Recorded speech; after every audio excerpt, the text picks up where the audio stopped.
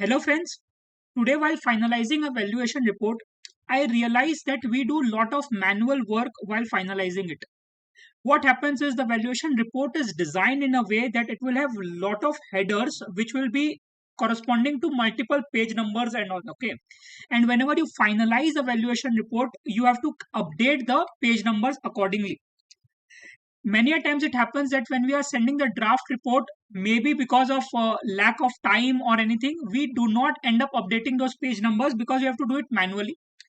So I was also getting the same problem, and one of the report which I tried to issue, in that I did not update the page numbers or it went incorrect. Okay, so then one of my colleague told me that there is a way in which you can automatically update the content of the tables, and that's why I thought if I have learned something new, I should also tell to my fellow valuers who would be using this in any of their professional work.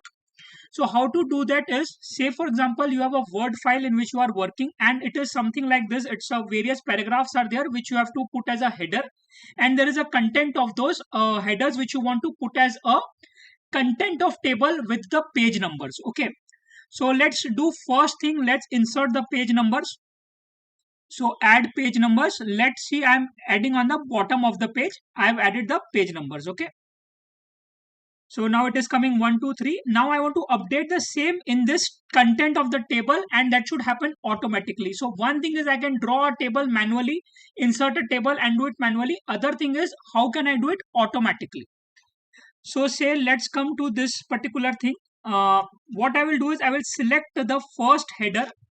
I will go to this area in the home tab and I will click this and I will click it as heading 1. Okay, I can put it as A dot heading 1. I have inserted. Second, I will put it as heading 1 only. Say for example, I put it as B. This I put it as, all those which are my main headers, I will put it as heading 1. Okay. And then approaches of valuation, I will put it as also heading 1, and this will be my D point.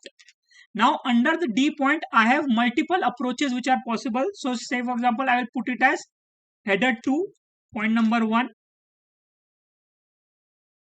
Market approach header 2, point number 2. And cost approach would be header 2, point number 3. So now what do, and this selection and approach will be again header 1, and it was which pointer? It was DE.